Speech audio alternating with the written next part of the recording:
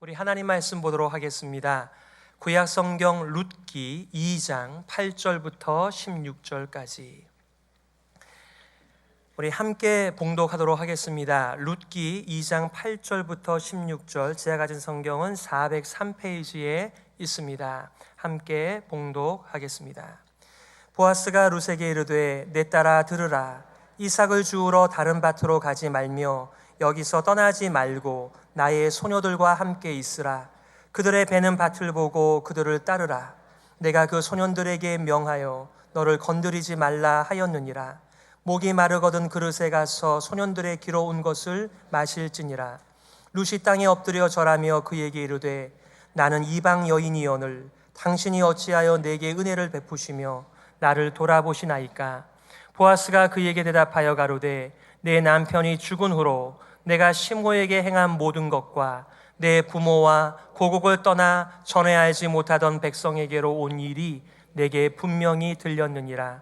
여호와께서 내 행한 일을 보응하시기를 원하며 이스라엘의 하나님 여호와께서 그 날개 아래 보호를 받으러 온 내게 온전한 상 주시기를 원하노라. 룻이 가로되 내 주여, 내가 당신께 은혜 입기를 원하나이다. 나는 당신의 시녀의 하나와 같지 못하오나 당신이 이 시녀를 위로하시고 마음을 기쁘게 하는 말씀을 하셨나이다. 식사할 때에 보아스가 룻에게 이르되 이리로 와서 떡을 먹으며 내 떡 조각을 초에 찍으라. 룻이 곡식 빼는 자 곁에 앉으니 그가 볶은 곡식을 주매 룻이 배불리 먹고 남았더라. 룻이 이삭을 주우러 일어날 때에 보아스가 자기 소년들에게 명하여 가로되 그러 곡식 단 사이에서 줍게 하고 책망하지 말며 또 그를 위하여 줌에서 조금씩 뽑아 버려서 그로 줍게 하고 꾸짖지 말라 하니라. 아멘. 헤세드를 통해 위로받은 여인들이란 제목 가지고 말씀 증거하겠습니다. 먼저 질문 하나 드리겠습니다. 한 믿음의 공동체 안에서 약한 자가 공궁에 빠졌을 때 강한 자가 자발적으로 도움을 베푸는 사랑, 인내, 충성을 히브리어로 뭐라고 하는지 아세요? 뭐라고요? 2부 때는 거의 다 아시던데 이 3부 때는 부끄러워 하시는 분들이 많이 계신 것 같습니다. 헤세드입니다. 제가 지난주에 좀 부탁을 드렸지요. 제가 6기를 강해하면서 계속되는 반복되는 이 헤세드라고 하는 키워드 꼭 기억해 주십사라고 부탁드렸는데 여러분 꼭 이거 기억해 주시기를 바랍니다. 그렇지요. 한 믿음의 공동체 속에서 약한 자의 공공한 처지를 잘 살펴서 오히려 강한 자가 그의 연약한 것을 기꺼이 자발적으로 채우는 이 충성과 사랑과 인애를 가리켜서 이 히브리어로 헤세드라고 말합니다. 오늘 헤세드를 통해 위로받은 여인들이란 제목 가지고 말씀 증거하겠습니다. 베들레헴으로 돌아온 두 여인이 있었습니다. 룻이었습니다. 나오미였습니다. 그들의 고백처럼 그들은 텅 빈 삶이었습니다. 오늘만 참으면 해결되고 내일이면 나아질 기미가 보이는 그런 현실이 아니었습니다. 그런데 한 사람 보아스의 헤세드를 통하여 텅 빈 육신과 그의 영혼들의 빛과 양식이 채워지는 현장이 오늘 본문의 말씀입니다. 저는 이 본문을 보면서요, 신약의 한 장면이 생각이 났습니다. 마치 강도를 만나서 쓰러져 신음하던, 아무것도 할 수 없었던, 죽어가던 한 사람을 치료하고 부양하는 선한 사마리아 사람이 생각났습니다. 보아스의 모습은 마치 이 선한 사마리아 사람처럼 하나님의 헤세드를 마음껏 발휘하고 있는 모습을 우리가 오늘 본문 말씀을 통하여 보게 되어질 것입니다. 여러분들과 오늘 내용적으로 세 가지를 보려고 합니다. 그것은 보아스의 헤세드를 세 가지로 나눈 것입니다. 첫 번째 보아스의 헤세드는 이 룻에게 양식과 안전을 보장해 준다는 말씀이고, 보아스의 두 번째 헤세드는 룻의 헤세드를 알아주는 헤세드였습니다. 그러면서 하나님의 성품을 가지고 룻을 축복하지요. 세 번째는 보아스의 세 번째 헤세드로 식사 공동체의 룻을 초대하고 그녀의 필요를 넉넉하게 채워주고 있는 보아스의 헤세드의 내용을 내용적으로 나누겠습니다. 첫 번째, 보아스의 첫 번째 헤세드는 8절과 9절에 잘 나타나 있습니다. 8절부터지요. 보아스가 룻에게 이르되 내 딸들아 내 딸아 들으라. 이삭을 주우러 다른 밭으로 가지 말며 여기서 떠나지 말고 나의 소녀들과 함께 있으라. 그들의 베는 밭을 보고 그들을 따르라. 내가 그 소년들에게 명하여 너를 건드리지 말라 하였느니라. 목이 마르거든 그릇에 가서 소년들의 귀로 온 것을 마실지니라. 아멘. 여러분, 룻이 누구입니까? 모압 여성입니다. 그냥 지역을 표현하는 단어가 아니에요. 이스라엘 사람들은 세계를요 두 가지로 나누었습니다. 유대인과 이방인으로 말이죠. 유대인이 아니면 다 이방인인 거예요. 그들에게서 이방인은 하나님의 저주 아래 놓여져 있는 같이 하면 안 되는 사람들이 유대인들의 관점에서 보는 이방인이었습니다. 여기 모압 여인, 이방 여인, 정말 보잘것이 없는 텅 비어 있는 그런 여인에 대하여 보아스가 어떻게 대우하고 있나요? 원래 이 주인은요 추수 시절에 잘 나오지 않습니다. 모든 추수가 끝났을 때 잔치할 때 한번 얼굴을 내미는 거예요. 그런데 마침 어떤 이유인 줄 모르겠지만 보아스가 추수 기간 중에 한번 들렸는데 그때 룻을 만난 것입니다. 그냥 얼마든지 지나칠 수 있는 그런 관계이고 눈 바깥에 있는 여인이었어요. 아무도 뭐라고 할 사람이 없습니다. 오히려 그 여인 때문에 추수하는 것이 번거롭게 될 수 있는 그런 한낱 이방 여자였습니다. 종업원도 아니었고요, 자기 하인도 아니었고요, 자기가 돌봐야 할 책임이 없는 여자였어요. 그런데 이 룻을 뭐라고 부르고 있어요? 딸아, 내 딸아 들으라, 이렇게 말하고 있습니다. 이방 여인이지만 딸을 대하는 마음으로 은혜를 베풀고 있는 보아스의 헤세드입니다.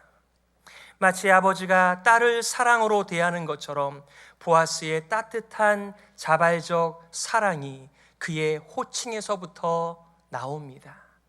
여러분들은 서로 교우들끼리 어떻게 부르십니까? 물론 우리가 직분을 부르기도 하지만 여러분의 그 칭호 가운데 이런 따뜻한 사랑의 마음이 함께 작동되고 있는지요? 오늘 세 가지를 말하고 있습니다. 뭐라고 말하고 있어요? 내 밭에서 나의 소녀들과 함께 있으라, 이렇게 얘기합니다. 여러분, 일하는 자들과 더불어서 함께 있을 존재가 아니에요. 여러분들께서 추수하는 것을 한번 상상해 보시기를 바랍니다. 전체를 총괄하는 총책임자 하인이 있고요, 그 밑에 소년들이 많이 있어서 낫을 가지고 이 곡식을 자르고 있어요. 그러면 그 뒤로 또 여인들이 따르면서 그것을 이렇게 묶으면서 단을 쌓아가고 있는 중에 있습니다. 그러면 이들의 아주 바쁜 손길을 방해하지 않도록 이렇게 변두리에서 이삭을 줍는 여인은 표도 안 나게 소리도 내지 말고 숨을 죽이면서 그렇게 이 이삭들을 떨어진 것을 주워다가 자기의 생계를 위하여 살아가는 것이죠. 그런데 보아스는 뭐라고 얘기합니까? 내 밭에서 나의 소녀들과 함께 있으라, 이렇게 말합니다. 여기서 말하는 함께 있으라라고 하는 히브리어는 다바크라는 말입니다. 이미 1장에 한번 나왔던 단어예요. 나오미가 자신의 자부들을 향해서 나를 따라와 봐야 아무것도 없으니까 너희의 고향으로 돌아가서 결혼해서 그 그늘 아래서 살아가라 라고 그렇게 말했는데도 불구하고 룻이 어떻게 했나요? 어머니를 쫓았다라고 할 때 그 쫓았다라고 하는 단어가 이 다바크라는 단어입니다. 보아스가 무엇을 지금 생각하는 것입니까? 너가 어머니에게 선대를 베풀며 어머니를 다바크한 것처럼 나도 너가 나의 소녀들과 더불어서 함께 있도록 허락하겠다라고 하는 이 보아스의 헤세드 보상인 것입니다. 여러분, 이렇게 자신의 종들 뒤에서 보이지도 않게 자신의 것을 취하여야 하는 이 한낱 이방 여자를 눈여겨보면서 내 딸아 부르고 있습니다. 더군다나 이 여인이 알기 전에 무엇을 주의시켰나요? 소년들을 명하여 건드리지 말라 하였으니 안심하라, 이렇게 말했던 것입니다. 예나 지금이나 이렇게 다른 사람들이 가치 없게 보는 여인들을 사람들이 함부로 합니다.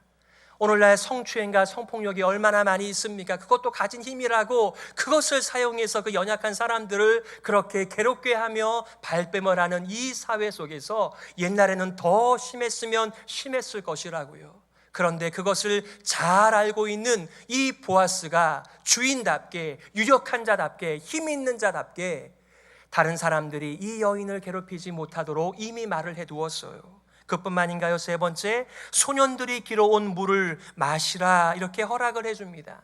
여러분, 베들레헴의 우물물이 얼마나 유명한 우물물입니까? 블레셋과의 전쟁 속에서 다윗이 넋두리같이 말하죠. 베들레헴의 우물물을 마시고 싶다. 그 용사들이 목숨을 걸고 가서 구해왔던 그 우물물. 이 여인은요, 정말 자신의 이삭을 얼마만큼 또 얼마나 많은 시간 동안에 주실 수 있을지 모를 테니까 그는 목이 말라도 허기가 져도 부지런히 이삭을 모아야 하는 그런 여자예요. 그런데 우리 사람은 다 목마르잖아요. 다 배고프잖아요. 다른 사람들은 그것을 헤아려 주지 않습니다. 자신의 목마른 것, 자신의 배고픈 것만 챙기는 그러한 어려운 상황 속에서 보아스는 이 눈 밖에 있는 한 여자를 주목하면서 너가 목마를 때 얼마든지 소년들이 길러와 일꾼들이 마시는 그 물을 마시라라고 허락해 주고 있습니다. 룻도 알아요. 자신은 그것을 마시거나 그런 배려를 받을 만한 존재나 신분이 아니다라고 하는 것을 잘 알아요. 그래서 뭐라고 얘기합니까? 오늘 10절에 보면 룻이 땅에 엎드려 절하며 그에게 이르되 나는 이방 여인 이언을 당신이 어찌하여 내게 은혜를 베푸시며 나를 돌아보시나이까. 여러분, 우리는요, 관계가 깨어지게 되면 눈밖에 났다 이렇게 얘기를 합니다. 이 여인은 눈밖에 여인, 눈밖에 날 수밖에 없는 신분의 여인이에요. 가진 것도 없어요. 낯선 여자예요. 이방인이에요. 어두러운 여자예요. 그런데 이 보아스는 이 여자를 돌보았다 이렇게 말합니다. 그러니까 룻도 아는 거죠. 아무도 나에게 관심 가져주지 않으면서 눈총을 오히려 줄 뿐인데 어떻게 당신께서 나에게 은혜를 베풀면서 나를 돌아보아 당신의 눈 속에 나를 넣어주십니까? 라고 말하면서, 여러분, 이것이 질문이에요? 아니면 자신의 마음의 감탄입니까? 아마 여러분들도 이방인의 삶, 이런 낯선 나그네의 삶을 살아보셨기 때문에 이 낯선 땅이 여러분에게 얼마나 모질게 대하는지 잘 경험했을 것입니다. 그런데요, 지금 룻은 자기가 받을 수 없는 은혜를 받고 있다라고 하는 것을 알고 있어요. 그래서 엎드려 절하면서 이러한 신앙 고백과도 같은 감탄을 쏟아내고 있는 것이지요. 여러분, 우리 교회 안에 온 모든 성도들은 우리가 받을 수 없는 하나님의 은혜와 사랑과 긍휼 아래 놓여 있다라고 하는 것을 잘 알잖아요. 어떤 분들은 늘 은혜 속에서 잠겨 있어 살아가는 분들이 계세요. 그런데 어떤 분들은 하나님의 은혜를 받고 있음이 분명함에도 불구하고 은혜 없이 건조하게 사막처럼 그렇게 인생을 살아가는 분들도 계세요. 여러분들은 어떻습니까? 종종 저희가 큐티를 할 때 큐티 쉐어링을 하면 그때 하는 얘기들이 있습니다. 오늘은 하나님께서 은혜를 많이 주셔서 마치 스테이크를 씹고 있는 육즙이 흐르는 그런 날도 있는데, 어떤 날은 아무리 하나님의 말씀을 묵상해도 가죽을 씹는 듯한 그런 날들이 있습니다. 그러나 간혹 가다가 가죽을 씹는 날이 있어야지 날마다 가죽을 씹고 있으면서 그렇게 인생을 하나님의 은혜와 긍휼이 있음에도 불구하고 그렇게 살아간다면 참 불행한 인생을 살아가는 것이지요. 오늘 룻은 자신은 이 보아스의 선대, 보아스의 은혜, 보아스의 돌봄을 받을 자격이 없다는 것을 잘 알고 있는데, 그래서 여쭤보는 거예요. 나도 내가 누군지를 알고 있습니다. 내가 은혜 받을 자가 아니에요. 그런데 왜 나 같은 자에게 은혜를 베푸십니까?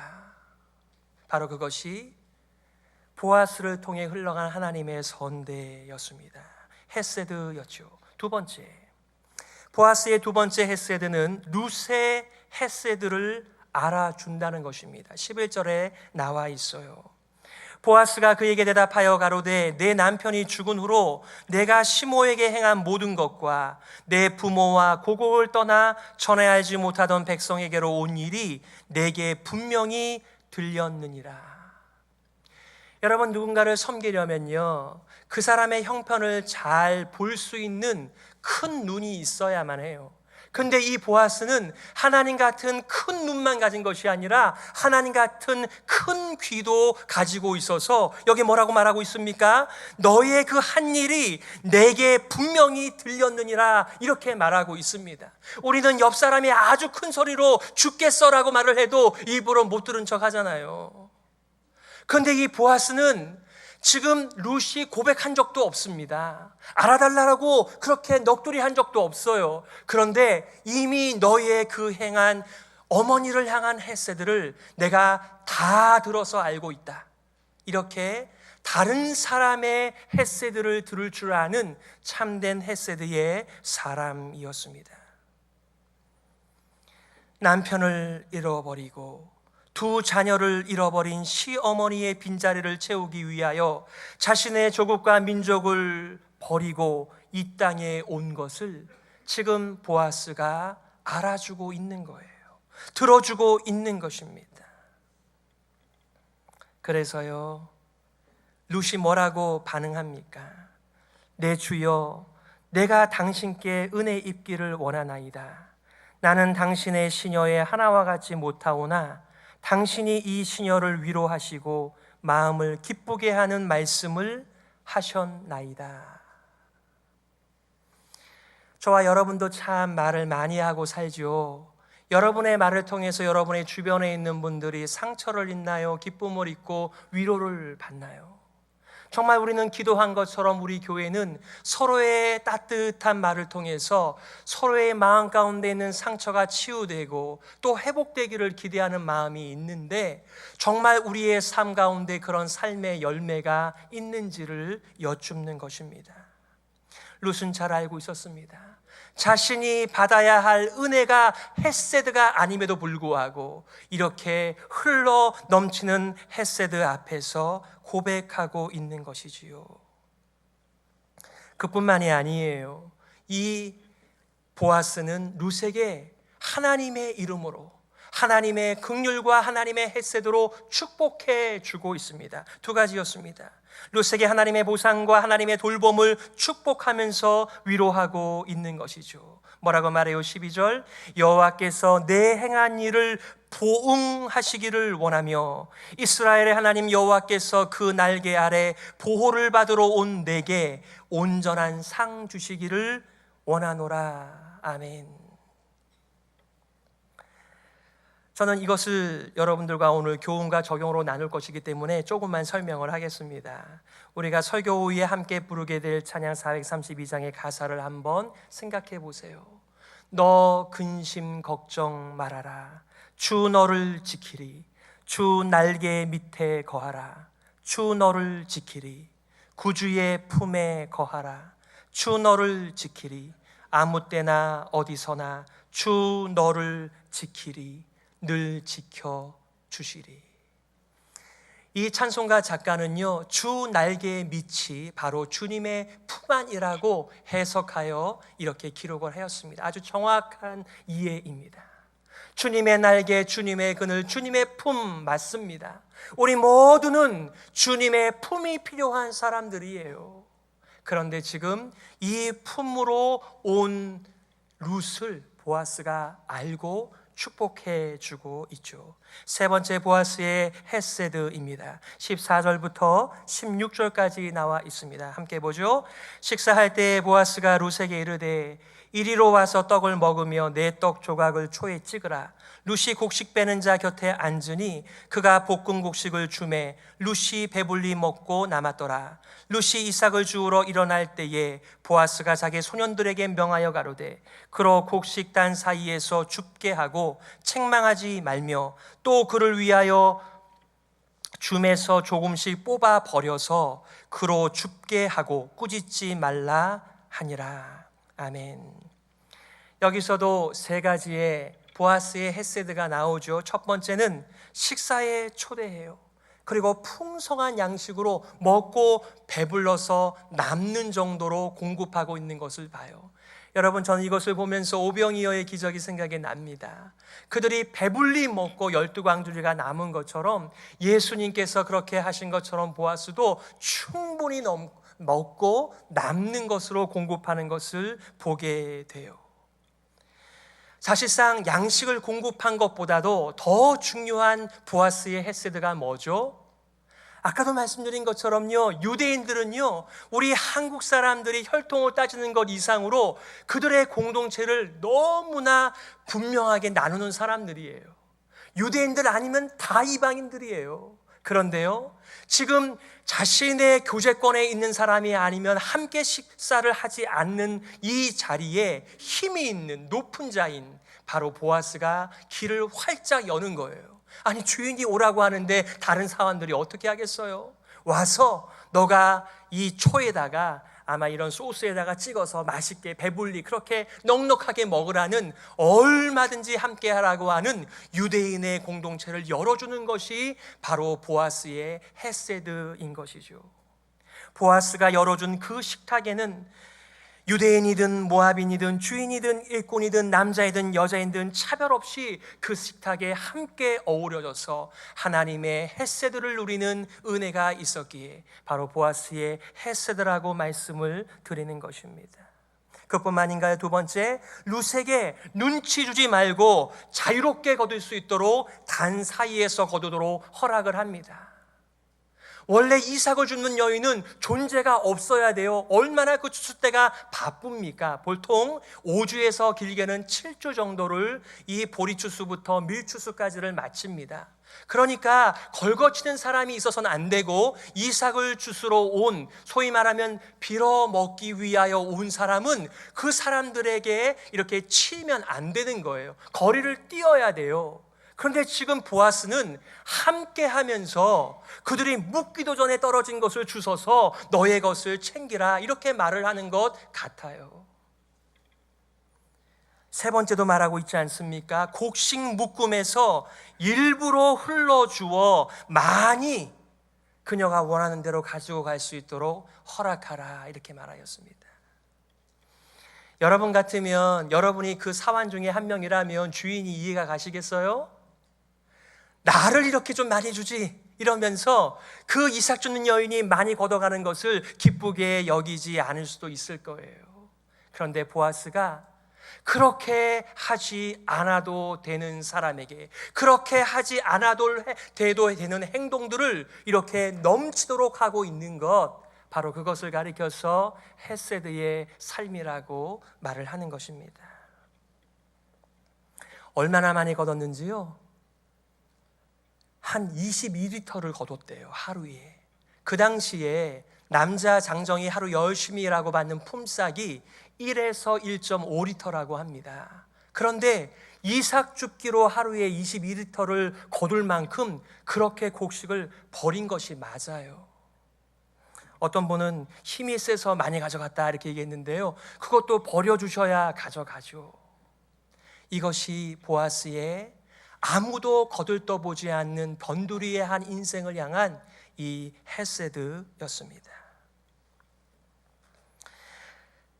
뉴욕에서 목회하셨던 팀 켈러 목사님께서는요, 그의 책을 설교집의 제목을 The Prodigal God 이렇게 지었습니다.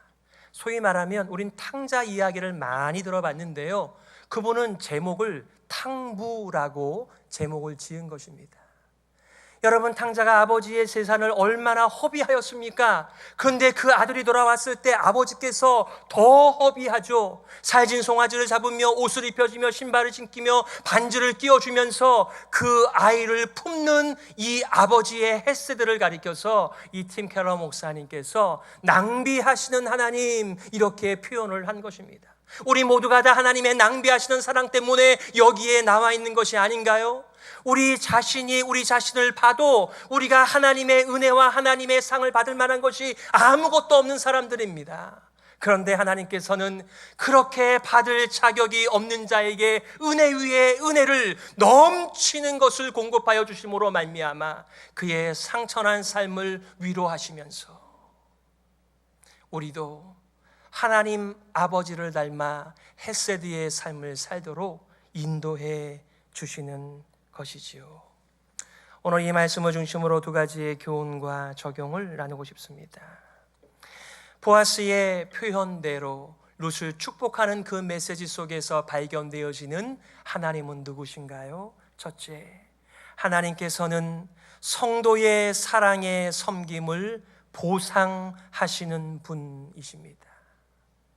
보아스가 아무도 알아봐주지 않는 자신의 시어머니를 향한 룻의 헤세드를 알아봐 주신 것처럼, 그래서 정말 내가 보상하는 것은 아무것도 아니니까 하나님의 커다란 손으로 이 딸을 축복해달라고 보상해달라고 하는 그 말씀이 맞습니다. 그러므로 사랑하는 성도 여러분, 여러분의 인생 가운데 기회가 있을 때마다 그 기회를 놓치지 마시고 섬기며 사시기를 바랍니다. 어머니의 그늘이 되기를 자청한 룻처럼 룻과 나오미의 날개가 되어 주었던 보아스처럼 마음껏 섬기며 사시기를 바랍니다. 왜냐하면 하나님께서 반드시 보상하시기 때문에 그렇습니다. 히브리서 6장 10절에 뭐라고 말합니까? 하나님이 불의치 아니하사 너희 행위와 그의 이름을 위하여 나타낸 사랑으로 이미 성도를 섬긴 것과 이제도 섬기는 것을 잊어버리지 아니하시느니라 라고 말합니다. 여러분, 히브리서 기자가 하나님의 기억력이 좋다, 잊어버리는 것이 없다, 이 말씀을 하는 것인가요? 그게 아니죠. 하나님께서 잊어버리시지 않는다, 하나님께서 반드시 기억한다 라고 하는 말의 의미는 반드시 보상하신다 라고 하는 말씀을 이렇게 강조한 말씀입니다. 사람들은 잘 모르지만 천지를 지으시고 우리를 구원해 주시며 큰 눈과 큰 귀를 가지신 그 하나님께서는 우리의 모든 섬김을 알고 계시기에 우리에게 충분히 넉넉하게 보상해 주시는 분이기에 우리는 사람들의 눈치가 아닌 하나님 앞에서 섬김의 삶을, 헤세드의 삶을 살아가는 것이지요. 두 번째는 하나님께서는 성도의 날개, 즉 피난처가 되신다는 것입니다. 그러므로 하나님의 이 따뜻한 품으로, 넓게 펼쳐진 하나님의 품 안으로 들어오시기를 바랍니다. 하나님 밖에서는 절대로 누릴 수 없는 하나님의 헤세드입니다. 김지찬 교수는 룻기를 가리켜서 이렇게 요약을 하였습니다. 룻기는 여호와의 날개 아래에 보호를 받으러 온 이방 여인이 어떤 일을 경험하게 되는지를 보여준다. 어미닭이 병아리를 자기 날개와 깃 아래에 보호하듯 여호와께서는 자기 날개 아래에 보호를 받으러 온 이방 모함 여인을 결코 모른 척하지 않으신다. 인간은 하나님의 날개 아래에서만 진정한 안식과 평안을 누릴 수 있기 때문이다. 맞습니다. 하나님의 날개, 하나님의 그늘, 하나님의 품 외에는 이러한 헤세드를 누릴 수 있는 곳이 없습니다. 물론 세상의 사람들도 이런 날개 역할을 하기 위하여 하는 일이 우산을 펴는 것이죠. 우산을 펴고 여기 안에 들어오라는 것입니다. 그러나 이내 우리는 그것을 경험하고 실망하고 맙니다. 취미생활을 함께하는 동호회, 같은 학교 출신의 동창회, 회사 동료들, 가정, 교회, 그들은 우리의 섬김의 대상이지 진정한 따뜻한 헤세드가 흐르는 그러한 하나님의 날개는 아니지요. 그래서 시편의 기자는 이렇게 고백한 적이 있어요. 시편 91편 1절부터 4절인데, 지존자의 은밀한 곳에 거하는 자는 전능하신 자의 그늘 아래 거하리로다. 내가 여호와를 가리켜 말하기를 저는 나의 피난처요 나의 요새요 나의 의뢰하는 하나님이라 하리니, 저가 너를 그 깃으로 덮으시리니 내가 그 날개 아래 피하리로다. 아멘. 여러분들에게는 이 하나님의 품이 있으신가요? 지존자의 은밀한 곳, 전능자의 그늘, 전능자의 날개의 그늘, 왕의 보살핌으로 꽉 찬 정말 그 깃으로 덮으심, 주님의 따뜻하고 포근하고 강력한 깃을 경험하고 살아가시는지요? 여러분, 예루살렘 성전에 이렇게 성소와 지성소가 있었을 때 지성소에 있는 게 뭐예요? 바로 법궤입니다. 여러분, 그 법궤는요, 하나님께서 인생들을 용서하시고 만나주시는 곳이에요. 거기에 뭐가 있나요? 예, 법궤가 있고 법궤를 덮는 뚜껑이 있습니다. 그 뚜껑을 가리켜서 우리가 뭐라고 불러요? 시은좌라고 합니다. 영어로는 mercy seat라고 말합니다. 정말 하나님 앞에 설 수 없는 인생들이지만 그리스도 예수의 보혈로 하나님 앞에 설 수 있는 그 은혜의 보좌, 어떻게 만들어졌는지 아세요? 천사들이 날개를 가지고 있는데 그 날개가 얼마나 크고 넓은지요, 그 세라핌들이 펼치는 그 날개가 그 뚜껑을 다 덮고 있는 그림입니다. 무엇을 가리키는 것입니까? 어떠한 자라고 할지라도 그리스도 예수의 그 날개 그늘 아래 살아갈 수 있음을 말씀하는 것입니다. 누가복음 13장 34절에 보시게 되면 이런 말씀이 있어요. 예루살렘아 예루살렘아 선지자들을 죽이고 내게 파송된 자들을 돌로 치는 자여, 암탉이 제 새끼를 날개 아래 모음같이 내가 너희의 자녀를 모으려 한 일이 몇 번이냐. 그러나 너희가 원치 아니하였도다. 하나님께서 햇새들을 우리 가운데 펼쳐주시며 초대하실 때 거기에 응답하는 자들이 더 많은 것 같아요? 응답하지 않는 사람이 더 많은 것 같아요? 하나님께서는 지금도 그의 넓고 따뜻한 날개를 펼치셔서 그 안으로 들어와 하나님의 햇새들을 누리며 살아가라고 그렇게 우리들을 초대하시는 것이죠. 어거스틴은 그의 참여록에서 이렇게 간구합니다. 오 우리 주 하나님, 저희로 하여금 당신의 날개 그늘 아래서 소망을 갖게 하여 주옵소서. 저희를 보호하시며 붙들어 주옵소서. 저희가 사는 일평생 동안 저희의 보호자가 되시옵소서. 오 주님, 두려움 때문에 저희가 길을 잃지 않도록 종말에 저희를 당신의 집에 안전하게 이끌어 주옵소서. 아멘. 하나님의 품이 필요 없는 사람이 누가 있습니까? 교회 안에 들어왔다고 하나님의 품에서 다 살아가나요? 그렇지 않잖아요. 하나님의 품 안에서 하나님의 영원한 그 햇새들을 누릴 때 우리가 다른 사람들을 향한 보이지 않는 것들을 보며 들리지 않는 것들을 들으며 그렇게 햇새들의 삶을 살아가는 것이 아니겠습니까? 저는 그동안 살아오면서 보아스와 같은 햇새들을 많이 경험하였습니다. 헤브론에서 그런 분들을 또 많이 만났습니다. 제가 옆에서 지켜보면은 자기가 부서지는 줄도 모르고 다른 인생을 채우기 위하여 애쓰고 수고하는 분들이 많이 계세요. 제가 옆에서 말리고 싶어요. 몸 생각도 좀 하시라고, 자신도 좀 챙기라고 그렇게 말할 정도로 그렇게 수고하는 섬김의 손길들이 헤브론에 많이 있습니다만은 더 많은 보아스가 우리들에게는 필요해요. 그러기에 우리는 하나님 앞에서 하나님의 그 날개의 그늘 아래서 하나님의 햇새들을 누리며 살아갈 뿐만 아니라 우리도 이 햇새들의 삶을 살아가는 교회 되게 해달라고 간구하며 살아가는 것이지요. 하나님께서 이 은혜를 우리 모두에게 부어주시기를 간절히 소망하는 것입니다. 아멘. 우리 말씀을 기억하시면서 이렇게 기도하기를 원합니다. 하나님 아버지, 우리의 피난처 날개가 되어 주시니 감사합니다. 저도 보아스처럼 헤세드의 사람으로 살게 하여 주옵소서. 그리고 우리 교회에 더 많은 보아스를 허락해 주셔서 보아스 같은 교회가 되게 하여 주옵소서. 우리 말씀을 기억하시면서 함께 통성으로 기도하시겠습니다.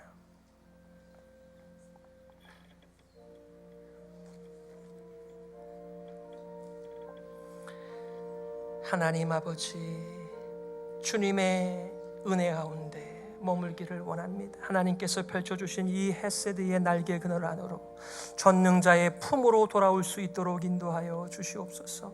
하나님 아버지, 세상에서 우리가 헐벗고 멸시당하고 주변인으로 살아가면서 아무것도 없는 유령처럼 인생을 살아갑니다마는 하나님이여, 주님께서 초대하실 때에 주님의 품 안에서 살게 하여 주시옵소서. 그리고 우리 교회도 헤세드의 교회가 되게 하여 주옵소서. 하나님 아버지, 은혜를 감사합니다. 저는 하나님께 은혜를 받을 자격이 없습니다. 그런데 하나님께서 왜 저 같은 자에게 은혜를 베풀어 주시나요? 우리 교회가 하나님의 끊임없는 사랑과 헤세드의 은혜를 누리면서 하나님 앞에서 다시 한번 우리도 헤세드의 삶을 살기로 결단케 하여 주옵소서. 살아계신 예수 그리스도의 이름으로 기도드리옵나이다. 아멘.